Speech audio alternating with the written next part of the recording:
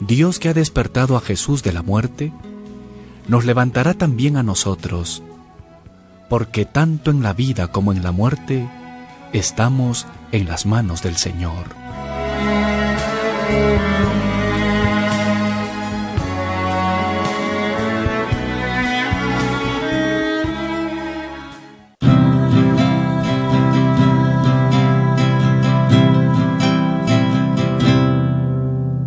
Radio Santa Rosa, buenas nuevas en tu vida. Radio Santa Rosa, consuelo y paz. Radio Santa Rosa. La Sociedad Dominica de Medios de Comunicación, Sodomco, presenta A Pensar Más con Rosa María Palacios.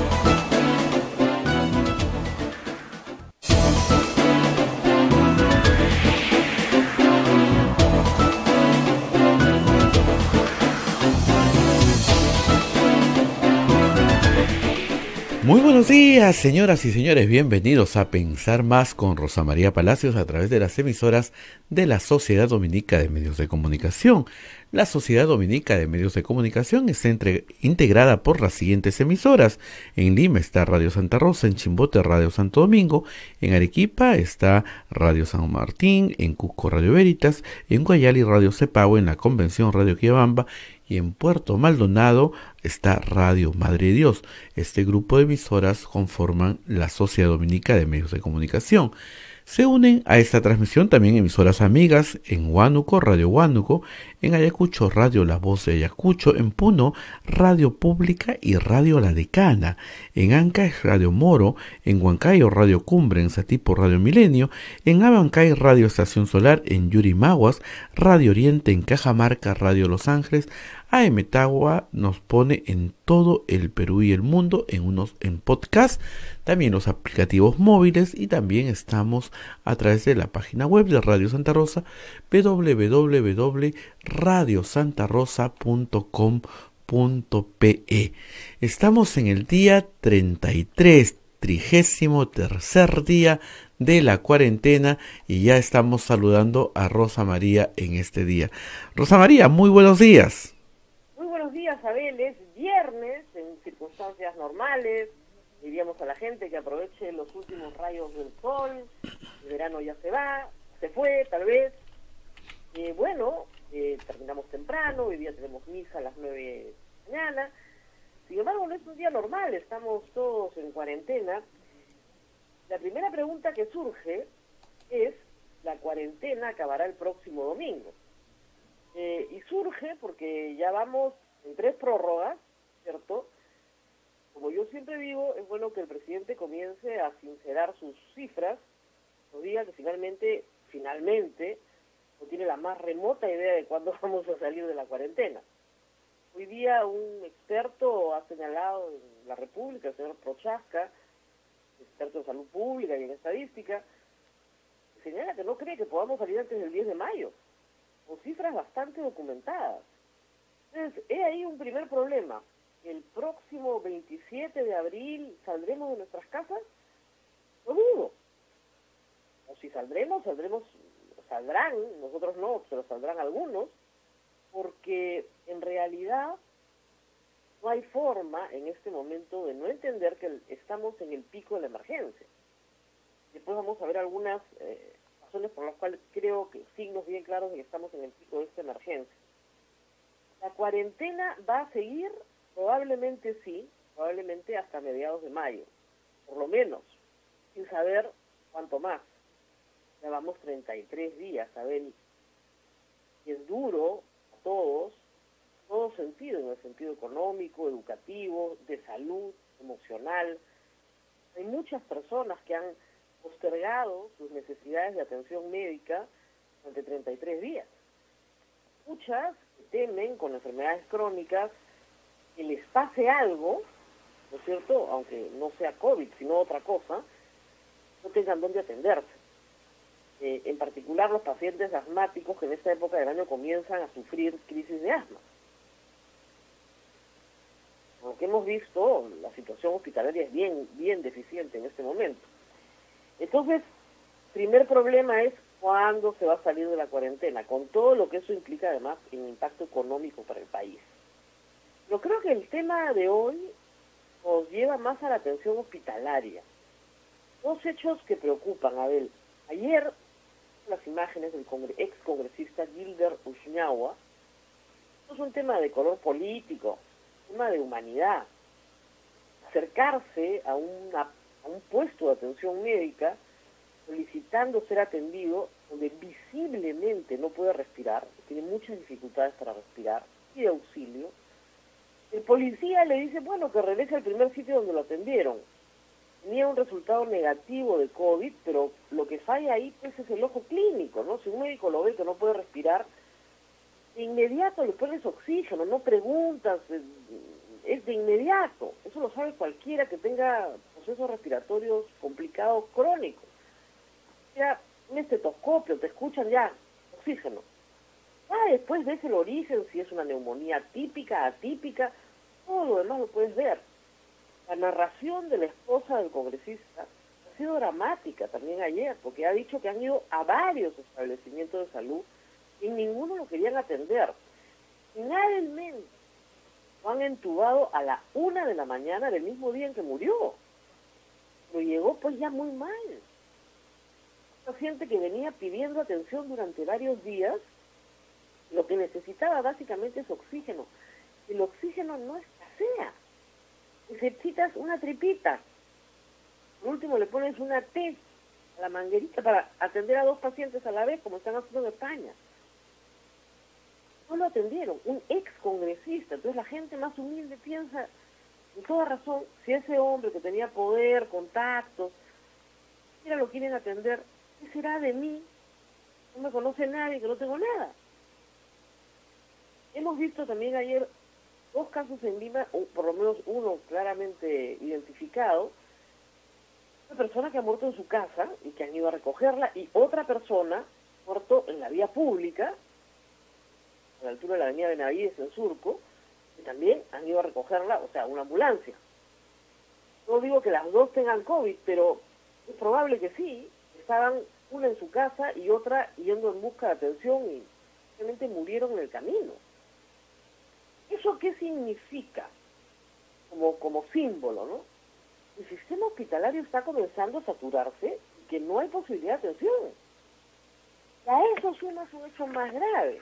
Portada de hoy día del Comercio. El hospital de Ate, que se suponía era el hospital designado con 50 camas, UCI, con respiradores a los pacientes más graves, en realidad no tiene sino 20 camas. Hay 35 equipos que han entregado, digámoslo así de claro, han estafado al Estado, porque los han entregado incompletos, entonces no sirven. Entonces, de nuevo, ahí lo que está pasando es que muchos pacientes han decidido morir en su casa, ir a salir a buscar la atención hospitalaria. Porque ¿qué pasa con aquel que tiene una infección pulmonar que no es COVID y se va a un hospital lleno de pacientes tratando de conseguir atención? Se va a contagiar. Se la juega, se queda en su casa y espera ahí. Esto es una situación crítica. Esto es a lo que no se quería llegar. Es decir, a que estamos haciendo cuarentena no para que no muera nadie, no para que muera mucho menos gente. Para eso estamos haciendo la cuarentena. Para que la velocidad de contagio se detenga. Y para que los sistemas de salud no se saturen. Es lo central. Nosotros decíamos, el número de respiradores, 504, es el número central. Resulta que no son pues 504. Réstale 35. Y además, como no están distribuidos de acuerdo a la necesidad de todo el país, son 504 todo el país. Entonces, no llega el congresista Ushñawa a tener un respirador. Y sí lo entuban, ¿ah? Sí lo llegan a entubar, pero a la 1 de la mañana del día en que muere. Entonces, ¿qué pasó ahí? Sí había respirador, pues. Al final, ¿por qué no le pusieron oxígeno 3 días antes? Un paciente con una neumonía severa, con una correcta oxigenación, puedes mejorar muchísimo. puedes sacar incluso, necesidad de entubar. Entonces, ¿no hay atención en Pucallpa? ¿Qué falló? No hay ninguna explicación sobre el tema. Y no basta en este momento con decir que vas a denunciar al proveedor que te estafó. Tienes que arreglar esos aparatos para que funcionen. Funcionen hoy, les va regio, o cómo, y después reconoce que Estados Unidos es verdad. Acá se están produciendo costos mucho más económicos porque está entrando inversión privada con naciones, ¿no? Con universidades a trabajar de la mano y sacar adelante estos productos que pueden salvar vidas. Pero reitero, parece que no están adecuadamente distribuidos en todo el país. ¿Por qué no le podían dar esa atención médica? ¿Por qué una persona muere en medio de la calle? ¿Por qué otra muere en su casa? Porque nunca lo dejaron llegar siquiera a una atención hospitalaria, y el otro que llegó no lo atendieron, porque el test no daba positivo. Sabemos, ya se ha explicado 100 veces que los test rápidos, cuando dan negativo, no quiere decir que no tengas la enfermedad. Lo que tienes es el virus, pero no has hecho la infección, entonces no tienes los anticuerpos que te detectan en el test rápido. Todos hemos aprendido esto en estas semanas. El test rápido sí te va a dar positivos, cuando la persona ya está infectada y luchando su cuerpo y produce anticuerpos, y el test reconoce los anticuerpos y por eso sabes que la persona tuvo la enfermedad o la tiene. Pero lo que no reconoce es el virus, eso lo hace solo la prueba molecular. Lo que tienes que hacer al final, probablemente, es insistir en ese paciente en una prueba molecular. ¿Por qué no le hicieron a señor una prueba molecular? Si tenía los síntomas. Si hubiera estado asintomático, no hay ningún problema, se va a su casa, sospechoso, pero bueno, realmente no. Lo peor que puede pasar en este caso es que este señor no aparece en la estadística. Dicho sea de paso, miles de casos en el mundo de COVID no aparecen en la estadística porque nadie les ha hecho el test. Esto es un fenómeno mundial, no solamente en el Perú, en España, en Italia. Miles no pasaron por el test. Han tenido algunos síntomas menores, los síntomas comunes de un resfriado, saben por sintomatología que han tenido la enfermedad, porque perdieron el sentido del olfato, del gusto, porque tuvieron una tos espantosa, etcétera, etcétera, estaban muy cansados, durmieron todo el día durante 5 o 6 días. Muy bien. Esas personas no han pasado por ningún test y no están en la estadística. Todavía no hay estudios que nos digan exactamente, realmente cuánta gente se ha infectado. Probablemente es muchísimo más. Pero lo que sí sabemos es cuánta gente muere, porque no hay nada más concreto que un cadáver. En Ecuador están con problemas también, incluso de estadística. En Ecuador han recogido una cantidad enorme de cadáveres, pero no todos han sido identificados como COVID. Es muy extraño, porque antes la gente no se moría y la recogían en la calle. Sobre todo en la provincia de Guayas, en Guayaquil. Entonces, yo veo acá, Abel, realmente preocupan mucho, que pueden ser parte del pico de la enfermedad, entonces estamos viendo eso, pero nos dicen que hay menos de 200 pacientes en UCI. Entonces deberían sobrar los respiradores. Nadie tendría por qué morirse en la calle, salvo que sea pues un negligente, ¿no? Que teniendo todos los síntomas jamás pidió atención médica. Puede ser. Con 2 casos ayer en un día y 3, o sea, 2 en Lima y 1 en Pucallpa, y al mismo tiempo nos enteramos de un éxito. La verdad es que son noticias bastante preocupantes, que tienen que ver, digamos, con la cuarentena y sus efectos. Y hay que decir también que, luego, en este contexto, yo no creo que se pueda salir el lunes 27 de abril. En 10 días estar saliendo a la calle, estamos en el pico en este momento, vamos a tener contagios en este momento, y además con grupos de caminantes, así los ha bautizado la prensa, son, bueno, caminantes y en bus, ¿no? Que también luchan por desplazarse por todo el país, violando el toque de queda. Para ellos no hay multa, no hay sanción. Nos damos cuenta que para estos grupos no hay multa ni sanción. Realmente sería inhumano ponerles una multa y una sanción. está desesperada, pero manda dobles mensajes, ¿no? O sea, tú no te pones la mascarilla, te pongo 240 soles, vaya, pero si tú caminas por la carretera hacia tu pueblo, te pongo un bus.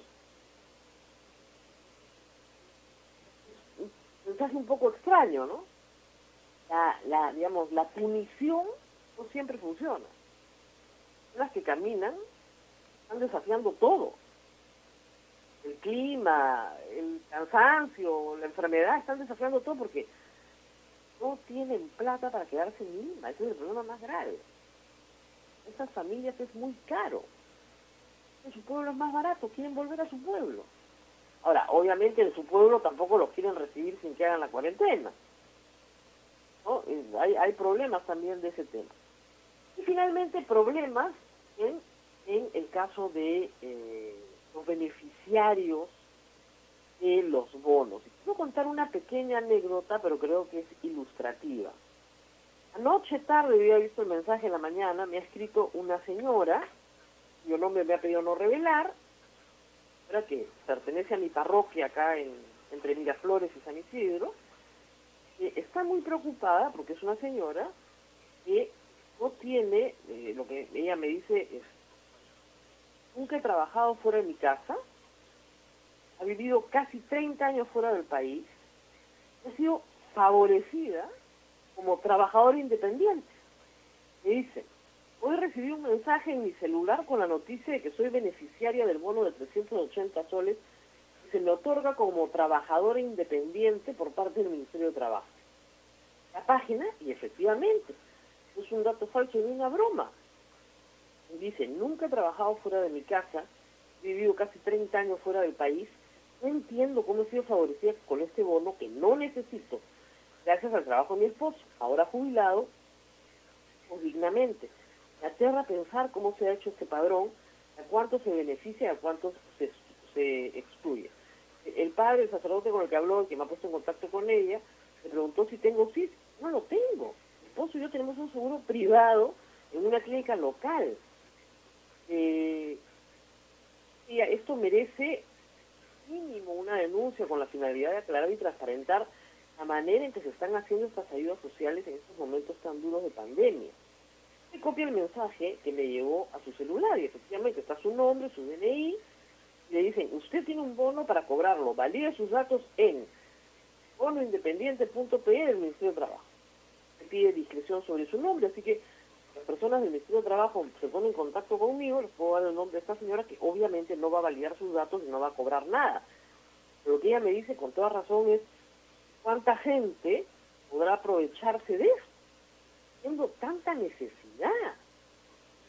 O sea, yo entiendo que hay posiciones desde izquierda, sobre todo, creen que hay que universalizar, a todos hay que darle.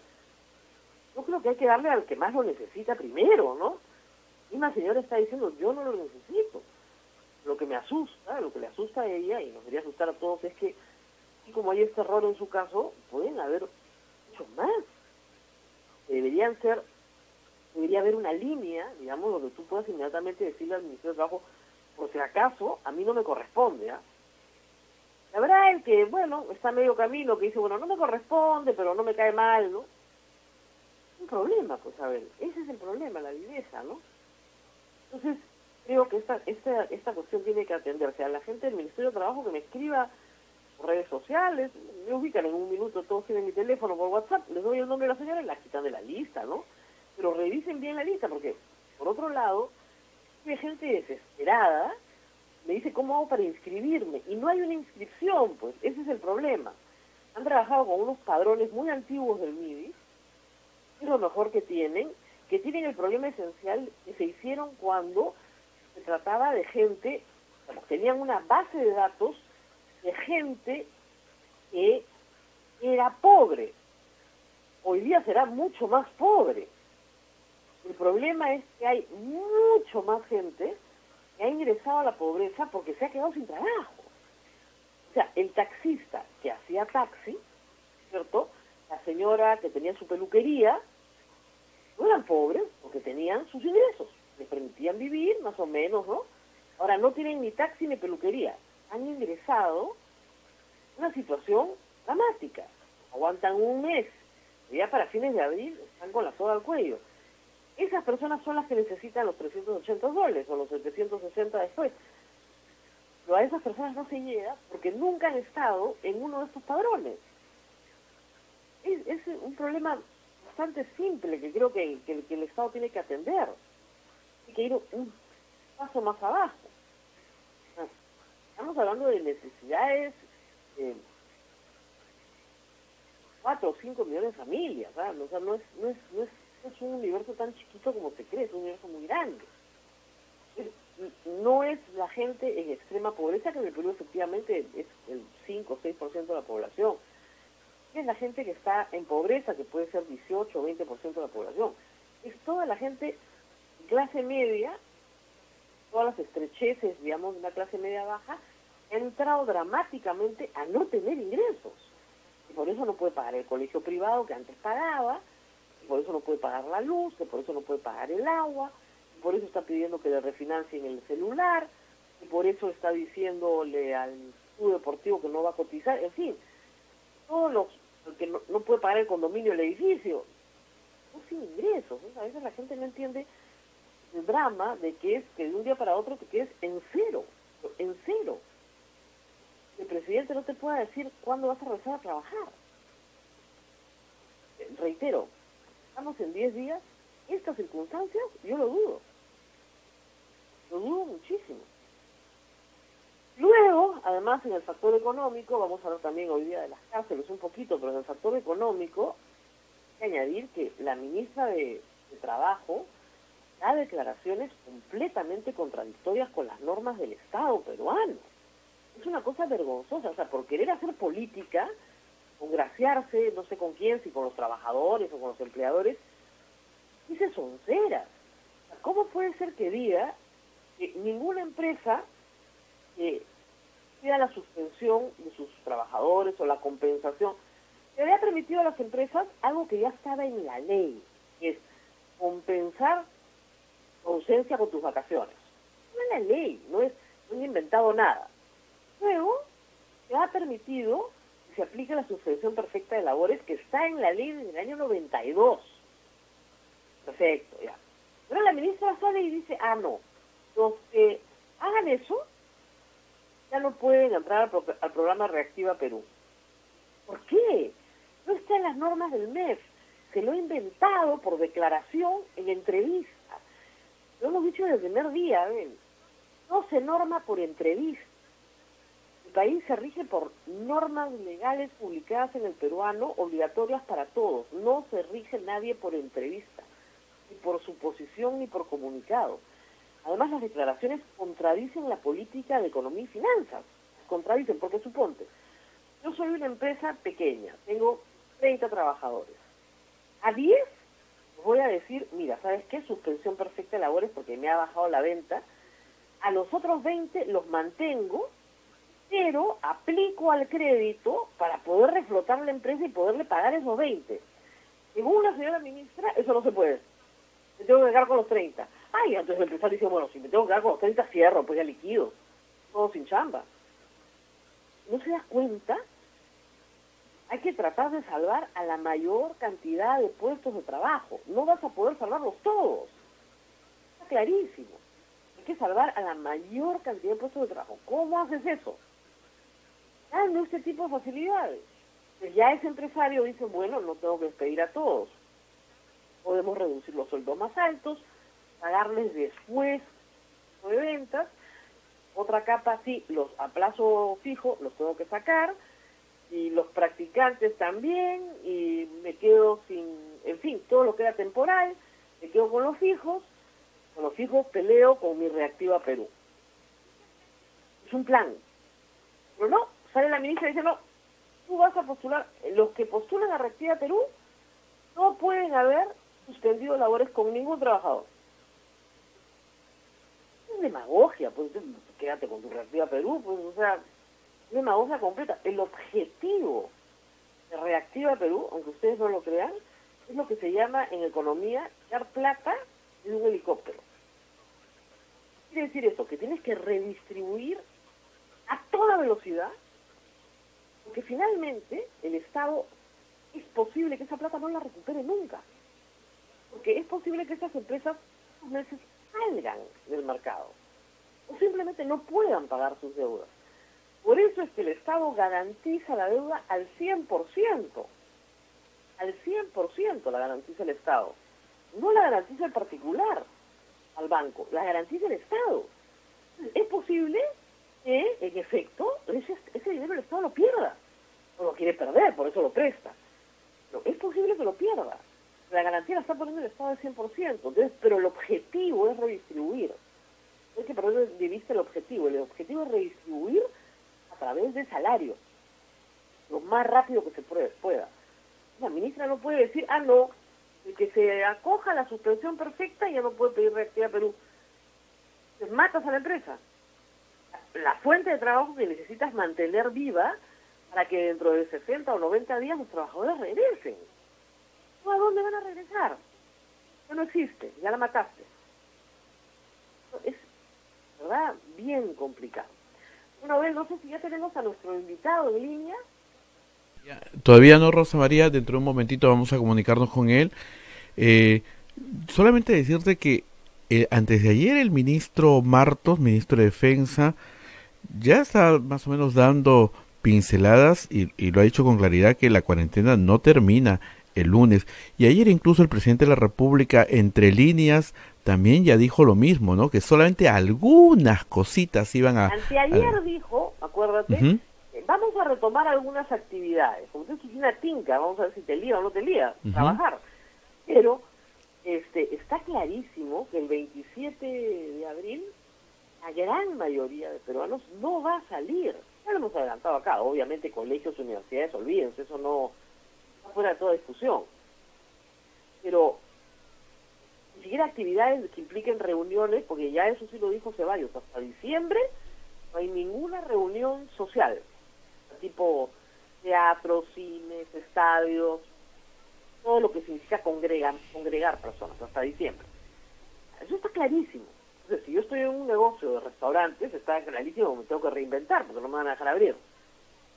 Pero si yo tengo una peluquería que atiende 3, 4 señoras en el barrio, ¿puedo abrir el 27 o no?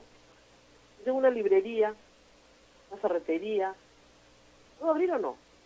Yo soy vendedor ambulante, soy taxista. Ese es el tema. Yo soy abogado, no soy abogado. ¿Puedo abrir mi oficina o no puedo abrir mi oficina? Obviamente te van a decir, oiga, la población de riesgo que no vaya a trabajar, perfecto. Mayores de 60 años se quedan en su casa. Muy bien. Tampoco puede ir todo aquel que pueda trabajar desde su casa. Nosotros estamos trabajando desde casa. Perfecto, eso se entiende.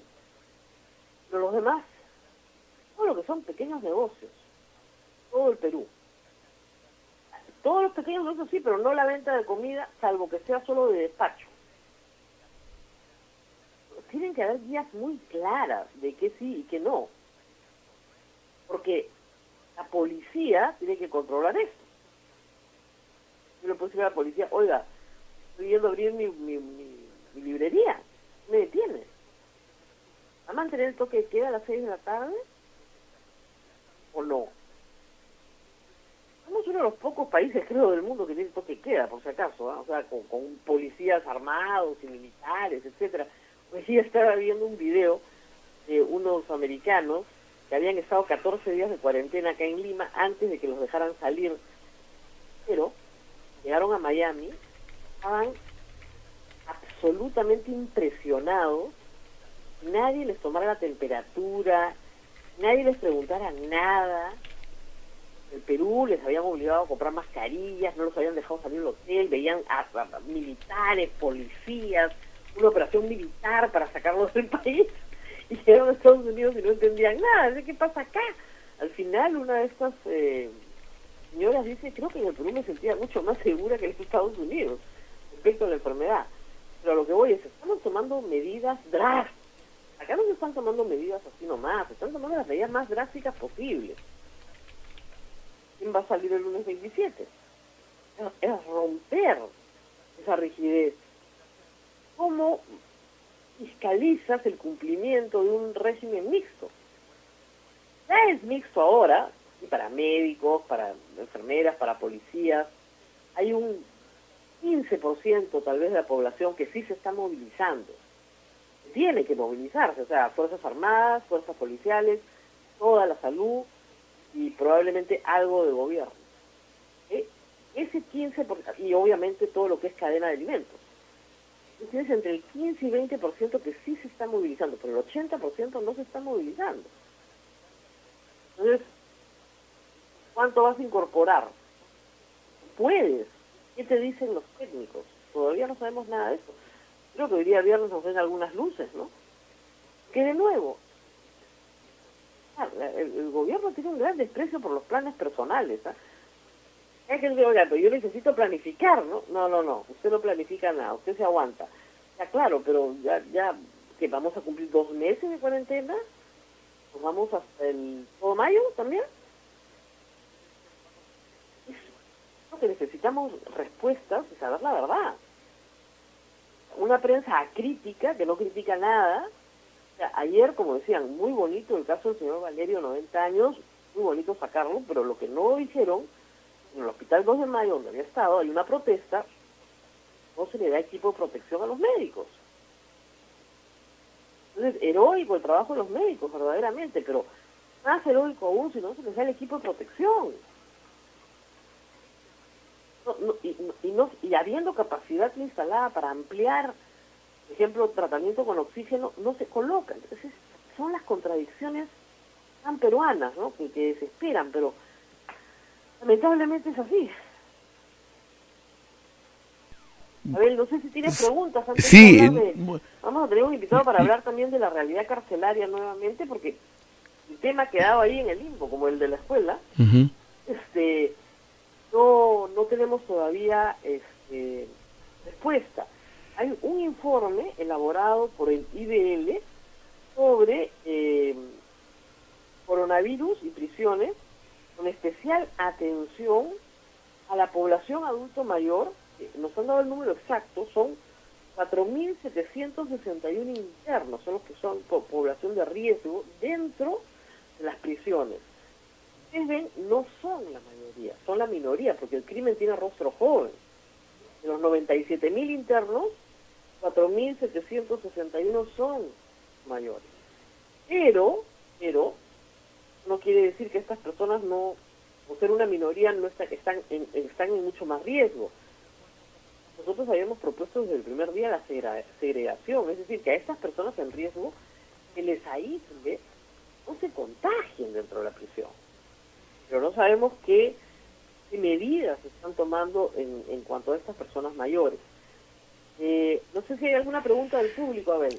Sí, Rosa, no, más que pregunta, te iba a comentar, Rosa María, yo hoy día, viernes, y acá los compañeros que venimos a la radio, hemos sentido y hemos visto mucha gente en las calles. Me da la sensación que las personas ya se han cansado de la cuarentena y que han salido a hacer sus actividades, ¿no? Y esto es preocupante, ¿no? Porque estamos llegando al pico de esta pandemia acá en el Perú. Así es. En realidad, se puede salir si es que vas a comprar. Una persona por familia. Eso también pues es difícil de fiscalizar, ¿no? Las personas no están saliendo por miedo a contagiarse. Eso sí es mucho más efectivo, la multa. Eso sí es mucho más efectivo. Y sí están saliendo con sus mascarillas. Yo digo, no protegen al 100%, ojo, pero dan algún nivel de protección. Pero sí, pues, o sea, fíjate, Abel, que tú estuvieras encerrado 33 días dentro de tu casa. Es difícil. Yo he salido solo una vez. Y cansa, por supuesto que cansa, porque ya quieres... somos seres sociales, ¿no? Respirar algo de aire fresco, compensas, con lectura, con trabajo en casa, con otras cosas que además muchas veces has querido hacer y no has podido hacer porque no tienes tiempo y ahora sí lo tienes.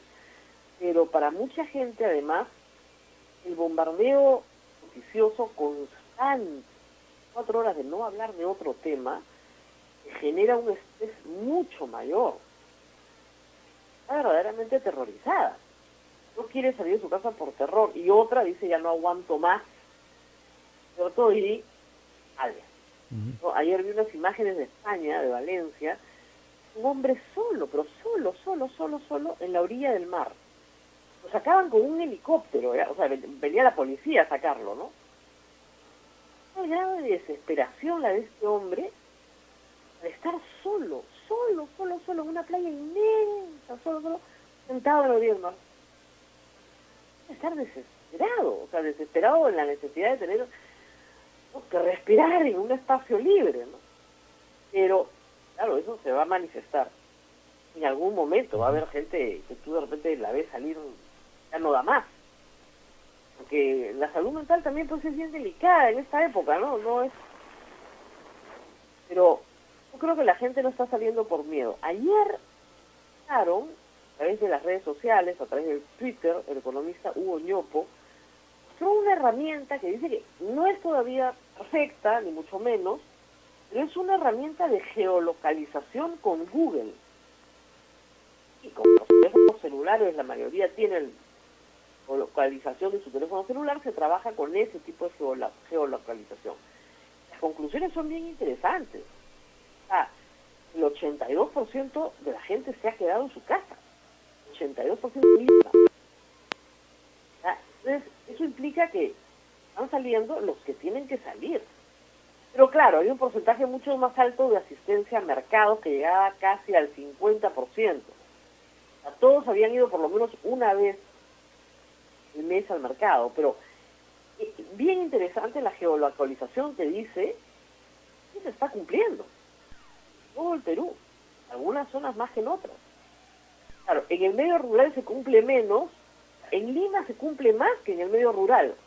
Estás en el campo y no estás cerca a nadie, tiene mucho sentido, pero Lima se está cumpliendo la cuarentena pese a la propaganda constante que todo el tiempo le dice a la gente que es tonta, que es bruta, que no aprende, sabe. A pesar de esa constancia, ese bombardeo de multa, sanción, punición, entonces sí está cumpliendo, en su mayoría está cumpliendo. Bien, Rosa María. No cumple, porque en toda sociedad hay un marginal, es el hombre en la playa, o sea, hay uno, no puede más y sale. O sea, has visto más gente esta mañana, también hay un fenómeno por el cual, como toque de queda ya arranca a las 4 de la mañana, a las 5, mucha gente está levantándose muy temprano para ir al mercado, para hacer sus compras muy temprano, de esa manera, o ir al banco. El tema de los bancos también es... Los que han causado mayor aglomeración en este momento son los bonos justamente que paga el gobierno. No hay una policía afuera que ordena, la gente se aglomera, tendiendo a cobrar. Y además les ponen multas si no guardan 1 metro de distancia. En la cola que organiza el Estado por pagarle 380 soles, van a poner una multa de 240 soles. Entonces, ¿para qué vas a hacer la cola? Nada tiene sentido cuando se maneja de esa manera, ¿no? La gente actúa mucho mejor por premio que por castigo. Rosa María, no enfermarte es un incentivo muy fuerte para la norma. Así es. Pero yo creo que la gente está saliendo mucho más temprano para guardarse en su casa mucho más temprano. O sea, si yo salgo de mi casa a las 5 de la mañana, me voy al mercado caminando, no, voy a un mercado un poquito más lejos porque me es más barato, es otro problema. O sea, el mercado más barato no te queda muy cerca de tu casa, tienes que caminar un montón. Entonces, te vas, haces tu compra, regresas, ya a las 11 de la mañana terminaste tu salida. ¿No? Ya el toque de queda te agarra absolutamente terminando tus deberes, tus tareas y todo. Rosa María, vamos a hacer la pausa. Ahora sí, para poder hablar con los invitados. Vamos con el sociólogo Stefano Corso, quien nos va a analizar un poquito la situación, sobre todo en los penales. Volvemos, Rosa María. Muy bien.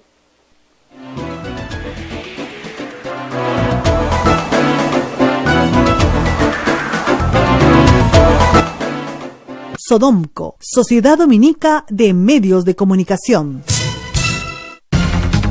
Somos la primera emisora católica del Perú. La primera en llevarte la mejor información, veraz y precisa, desde el mismo lugar de los hechos. Radio Santa Rosa, buenas nuevas en tu vida. ¿Quieres dejar de usar lentes? ¿Mejorar tu salud visual? Ven a Oculáser, la mejor clínica especializada en ojos. Oculáser cuenta con tecnología de vanguardia en cirugías de catarata, miopía, retina y trasplante, exámenes especializados, convenios con todas las EPS. Llámanos al 265-4833 o visítanos en nuestro Facebook y www.oculaserperú.com. Oculáser, líderes en láser para la visión. Y propagar enfermedades respiratorias como el coronavirus. Para nariz y boca, lávate con abundante agua y jabón durante 20 segundos y evite el contacto con personas que tengan síntomas de infecciones respiratorias. Protégete del coronavirus. Es un mensaje de esta emisora. Santa Rosa, buenas nuevas en tu vida. Sodomco, Sociedad Dominica de Medios de Comunicación.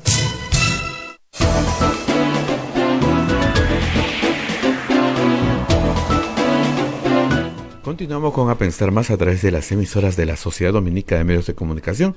Estamos en todo el Perú a través de Radio Santa Rosa, Radio Santo Domingo, San Martín, Veritas, Cepagua, Quillabamba y Madre de Dios. Son las emisoras que pertenecen a la red Sodomco, y también a emisoras amigas como Radio Huánuco, Radio La Voz de Ayacucho, Radio Pública, Radio La Decana, Radio Morro, Radio Cumbre, Radio Milenio, Radio Estación Solar, Radio Oriente, Radio Los Ángeles, Apumaque Estéreo, AM Tagua y los podcasts y la página web de Radio Santa Rosa. Rosa María, ya estamos en comunicación con el sociólogo Estefano Corzo, miembro de Seguridad Ciudadana de IDL. Bien, efectivamente, vamos a hablar con él.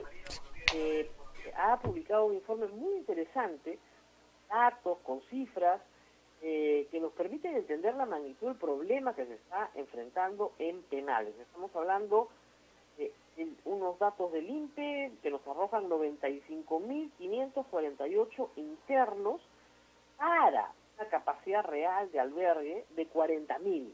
Es decir, 95.000 han hacinado, espacio de 40.000. 138% de hacinamiento. Frente a este hacinamiento común en Latinoamérica, el gobierno anunció una partida de 10 millones de soles para el Ministerio de Justicia. El doctor Corzo dice en este estudio, en realidad esa cantidad de dinero es ridícula, sabe que el presupuesto de penales al año es más de 800 millones de soles. Vamos a conversar con el doctor. Muy buenos días. Hola Rosa María, buenos días. Buenos días Abel y buenos días a todos los oyentes. Muchas gracias por la visita, por la invitación. Explíquenos primero un pequeño diagnóstico breve. ¿Cuál es la situación para que la gente entienda la gravedad de lo que está pasando en las cárceles?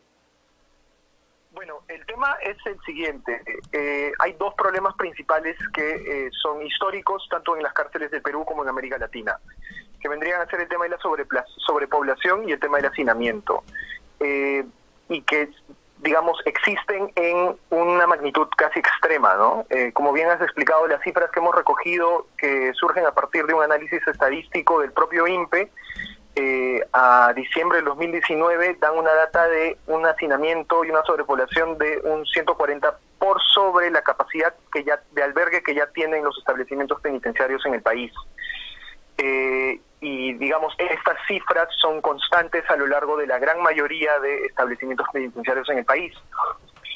Como ya han señalado muchos especialistas a lo largo de los últimos días, estas condiciones hacen que sea virtualmente imposible seguir las recomendaciones de la Organización Mundial de la Salud con respecto al distanciamiento social y con respecto a el higiene básico que debería tener una persona, específicamente hablando de lavado de manos constante y profuso, ¿no?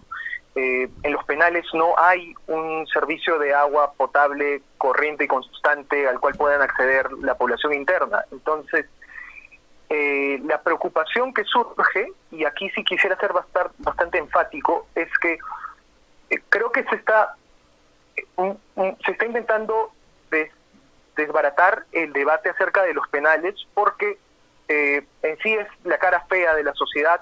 Es un tema que no es muy incómodo, es un tema que la verdad no le agrada a la gran parte de la población.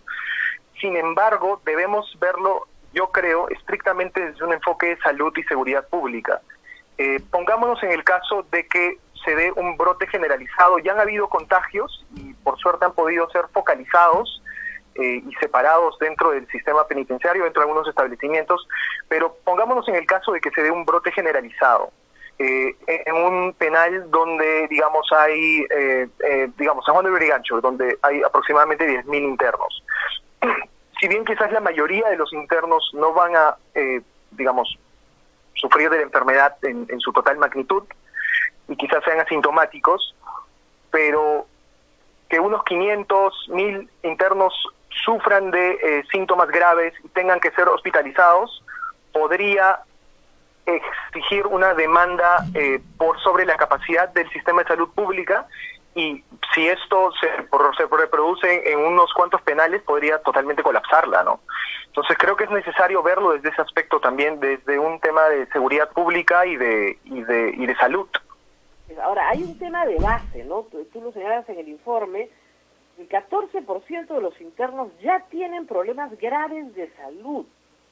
Por ejemplo, tuberculosis, que se contagia 10 veces más rápido dentro de un penal que fuera de un penal. O sea, hay una mala base de salud con casi un médico por penal, el promedio nacional. Entonces, y además, el personal del INPE, justa razón, está reclamando que proteja. Si bien ellos pueden encerrar, digamos, a los que están encerrados, ellos sí entran y salen, van de sus casas al penal. Son los transmisores, en realidad. ¿Cómo manejar esto de una manera eficiente y de emergencia, por supuesto? Sí, efectivamente. Bueno, al respecto también creo que valdría la pena comunicar.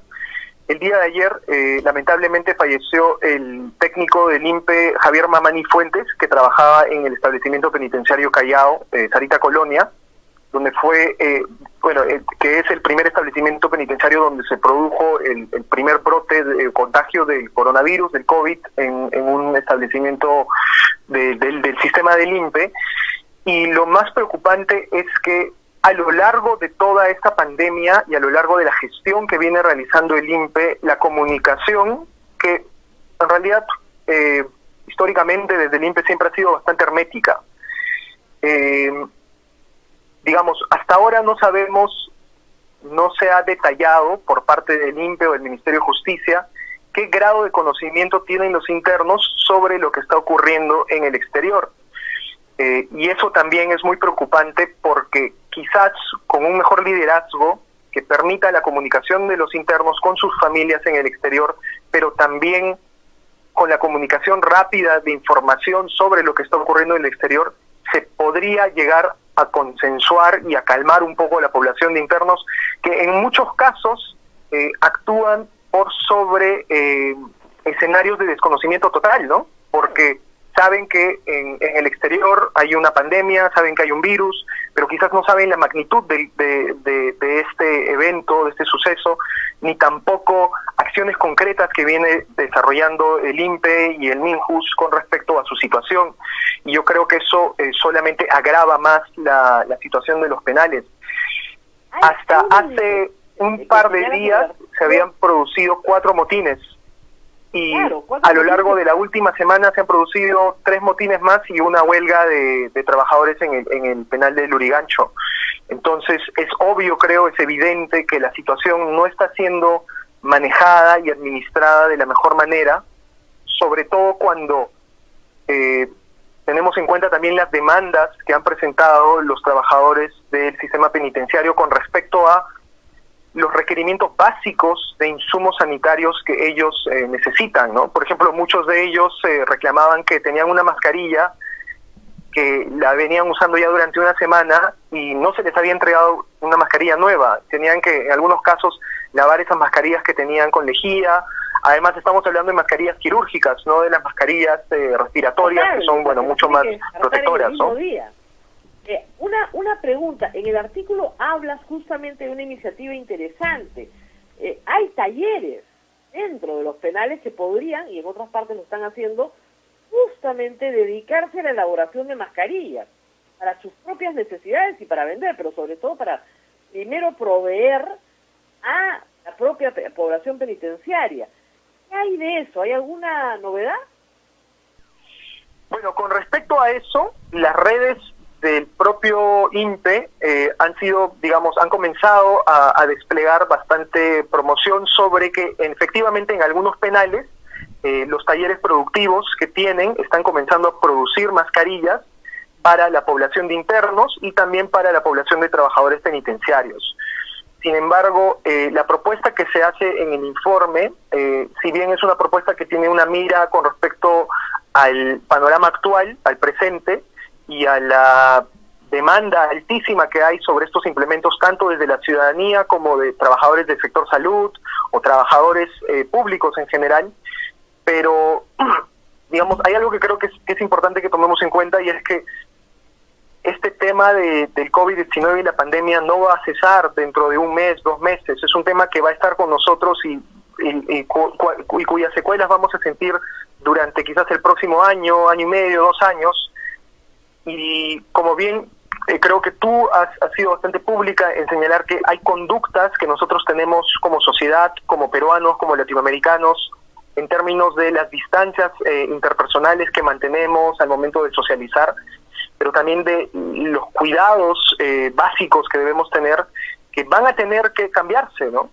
Entonces yo creo que con miras a poder contribuir a la labor de resocialización, que es la finalidad última y principal del INPE, se debería buscar que estos talleres se implementen en su total capacidad dentro de los penales para que puedan brindar estos insumos tanto al sector salud, que lo necesita ahora de manera desesperada, y también la Policía Nacional, las Fuerzas Armadas, como también el sector amplio de la población, pero quizás se podría, bajo la supervisión del MINSA, perfeccionar y optimizar la conducción de estos talleres para que puedan producir no solamente esas mascarillas quirúrgicas que son las comunes, las de tela que todos conocemos, sino las respiratorias también, ¿no? Ahora, pero al respecto, hay de segregar en cada penal a la población de riesgo. ¿Eso es viable o es absolutamente inviable? Disculpa, ¿podrías repetir la pregunta de nuevo? No te pude escuchar bien, hubo una interrupción. Sí, segregar a la población adulto mayor, separarla, cuidarla, protegerla, es decir, que no esté en contacto con la gente que podría contagiarse. ¿Hay alguna posibilidad de hacer eso o es inviable? Es posible, pero igual hay que tener en cuenta que el nivel de hacinamiento que hay no va a mejorar mucho las condiciones de los internos en los penales. Es decir, uno podría segregar a la población de adultos mayores a algunos pabellones designados, pero igual estarían hacinados. Igual si se produjera algún tipo de contagio, sería podría producirse una tragedia total, ¿no? Las recomendaciones que vienen por parte de los organismos multilaterales son bastante específicas. Se ven temas de prevención y se ven temas de excarcelación. Y uno de los principales problemas que me parece que no está siendo discutido con la seriedad que debería hacerse en el Perú es el tema de la población reclusa que está procesada. Es aproximadamente el 40% de la población de internos total. Estamos hablando de entre 35.000 a 40.000 internos. Y que, según las recomendaciones de esos organismos internacionales y con las cuales nosotros coincidimos, se podrían sustituir en el caso de los internos que se encuentren actualmente dentro del sistema penitenciario por delitos no graves o delitos no mayores a 8 o 4 años, o que estén prontos a cumplir su pena, sustituir esas medidas cautelares por otras, ¿no? Como la detención domiciliaria, entre otros. Por ejemplo, se está hablando muy poco sobre el tema de la masificación y universalización de grilletes, que ya es un proyecto que tiene varios años dentro del INPE y que finalmente se reduce a un tema de una voluntad política por parte del Estado de asumir los costos de eso. En términos de un análisis de costo-beneficio, es mucho menor al costo de tener a estos internos dentro del sistema penitenciario, de mantenerlos allí. El problema es que no los quieren aplicar porque el interno no puede asumir el costo. Querían que el interno asuma el costo y no lo puede asumir. Entonces, en esa situación, no le queda más que asumirlo al Estado. le sería mucho más económico, además dicho sea de paso, que mantener a un interno en prisión.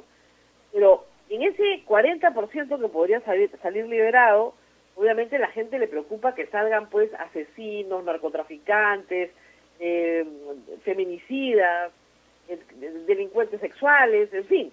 Entonces, claro, hay que explicar que esto es para hurtos, etcétera, pero de todas maneras son crímenes. Como tú dices, es la fea cara de la sociedad. La idea de que una persona salga en libertad sin sentencia, a pesar de que ha cometido un crimen, a la gente en el Perú no le gusta, no tiene esta convicción humanista de que las personas son inocentes hasta que se les pruebe en juicio lo contrario. ¿Cómo manejar ese problema? Bueno, el programa de vigilancia electrónica personal, que es el programa que, bueno, justamente rige este sistema de universalización de los grilletes, es bastante específico en cuanto a la población de internos que puede acceder a este beneficio, ¿no? Y se excluye de manera explícita a personas que hayan podido cometer delitos graves como los que acabas de mencionar, ¿no? Entre delitos sexuales, crimen organizado, entre otros, ¿no? Claro. Hay, por ejemplo, actualmente dentro del sistema penitenciario, bueno, no de la población procesada, sino dentro de la población condenada, aproximadamente 20.000 internos con penas menores a 8 años y que son primarios. Y de la misma manera hay aproximadamente 6.000 internos con penas menores a 4 años y que son primarios también.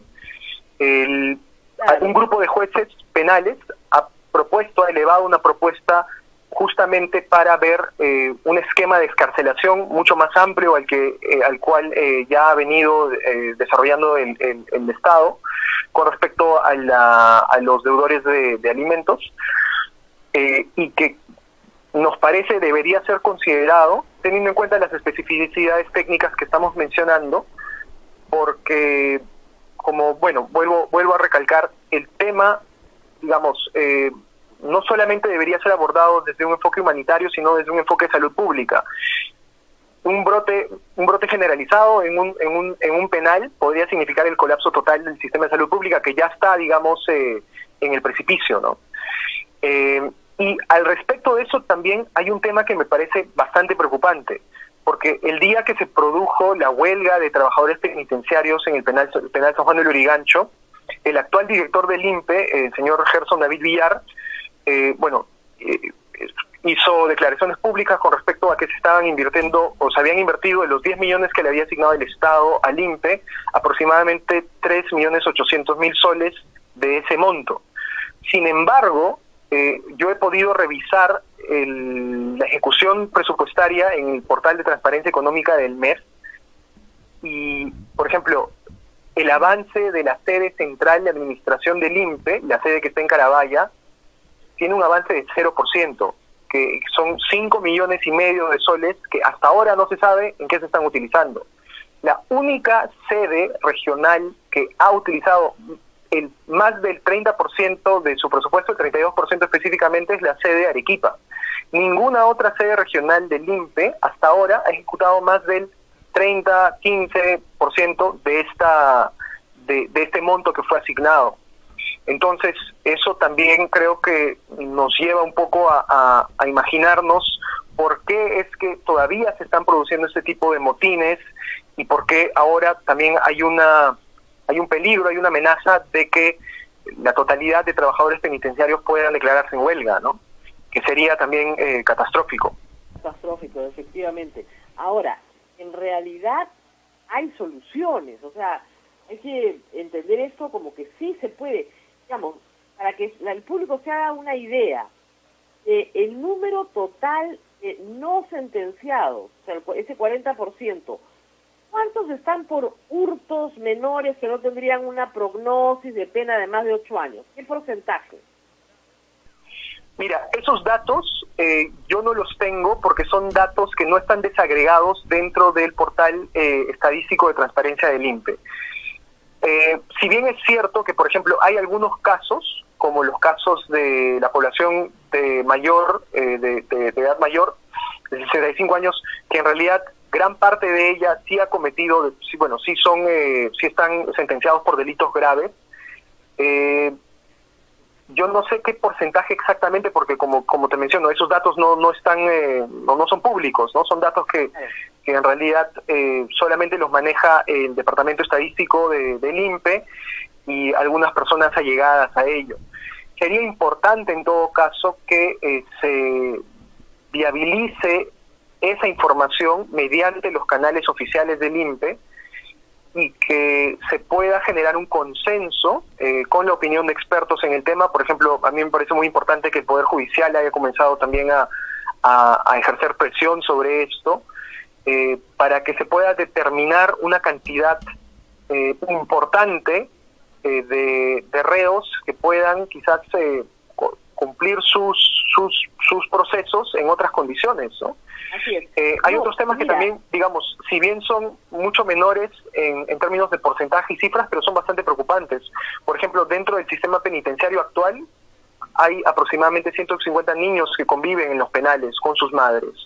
También. Y, bueno, también se deben considerar, o quizás se deberían considerar, qué opciones tienen estos niños para poder, quizás, bueno, durante lo que pueda terminar prolongándose esta pandemia y este estado de emergencia, quizás pasar a estar con algún otro familiar que los pueda tener durante este tiempo, porque si bien los niños, bueno, al menos de acuerdo a la literatura que existe sobre el tema, no son, no van a desarrollar los síntomas más graves del COVID, son portadores o podrían ser portadores que podrían causar una pandemia dentro de un penal si es que se lograran a contagiar del virus, ¿no? Ahora, por el momento están prohibidas las visitas, no están entrando nuevos internos, entonces los únicos agentes transmisores son el personal penitenciario, no hay nadie más que entre y sale.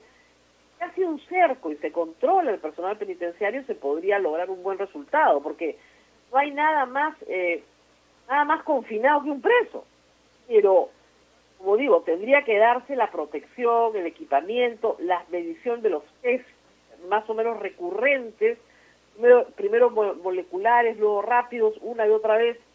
Y eso es lo que está faltando, porque si los presos vieran que hay esa garantía de un cerco, tal vez habría más paz social, porque dicen, bueno, por lo menos estamos cercados acá adentro, estamos más protegidos que afuera. Todo depende del tratamiento que hagas con los agentes penitenciarios. Si no los testeas a ellos regularmente, no hay forma de garantizar que no traigan la enfermedad de la calle. Sí, bueno, el actual ministro de Justicia, el ministro Castañeda, desde hace ya varios días está haciendo mención de que han solicitado alrededor de 13.000 pruebas rápidas al MINSA, que hasta ahora no se sabe cuál ha sido el destino de esas pruebas, ¿no? Que iban a estar justamente, iban a ser administradas justamente a la población de trabajadores penitenciarios, que asciende a más o menos 11.059 trabajadores en la actualidad. Y claro, lo que mencionas es muy cierto. Lo que se debe garantizar, y bueno, creo que es bastante importante que el gobierno también haya considerado entre los bonos que estaba dando a funcionarios públicos a la población de trabajadores del INPE, porque también es una población que está en la primera línea de combate, para usar, digamos, un argot que es muy común hoy en día con respecto al personal de salud, al personal policial. Pero creo que más allá de eso debe garantizar su seguridad, porque solamente así van a poder garantizar la seguridad de la población de internos, ¿no? Eso sí nos parece que es fundamental y que debería ser tomado en cuenta. Hay algunas medidas que está tomando el Estado, el MINJUS, por ejemplo, con respecto al ex penal San Jorge. Se está habilitando el espacio. Tengo entendido que ya está pronto a ser inaugurado y que se pueda utilizar tanto para acoger a gran parte de los internos de las carceletas del Poder Judicial, pero también que pueda servir como un espacio para aislar a los internos que ya hayan sido detectados como positivos con el virus, ¿no? Pero muy bien. Muchísimas gracias al señor Corso. Estefano Corso ha estado con nosotros esta mañana. Abel, nosotros hoy día tenemos que terminar un poquito más temprano, ¿verdad? Así es, Rosa María. Tenemos misa. Ya nos está esperando el padre Luis Enrique. Estos detalles sobre la población penitenciaria. Ojalá que en el INPE se escuche, y sobre todo se escuche en el Ministerio de Justicia, Acá tienen un problema muy grande entre manos y que no lo están atendiendo a la velocidad en que lo tienen que atender, con respuestas claras que pueden implicar la excarcelación de grupos grandes de internos que necesitan dar su libertad para no perder su vida. Y a su vez reducir el problema de hacinamiento en la cárcel, que es la madre del cordero de todo el asunto. Muy bien, Abel, nos tenemos que despedir entonces. Nos tenemos que despedir, agradecemos al sociólogo Estefano Corso por la gentileza de atendernos y por este estudio que ha realizado sobre los penales. Muchísimas gracias y muchísimas gracias también, Rosa María. Nos reencontramos el lunes, ya vamos a estar en el día 36 de la Espero que todos se sigan en la programación de la radio. Viene la misa del Señor de la Justicia, una misa que suele ser muy concurrida los viernes a las 9 de la mañana en Santo Domingo. Ahora ustedes la pueden ver por internet, la vamos a transmitir, no tienen que salir de su casa, la misa se realiza a puerta cerrada, pero todos los fieles pueden seguirla a través de la transmisión.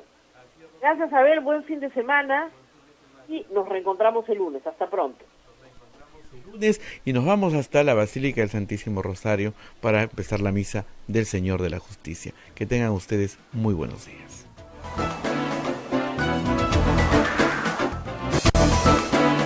Hasta aquí, A Pensar Más con Rosa María Palacios. Este programa fue producido por la Sociedad Dominica de Medios de Comunicación, Sodomco.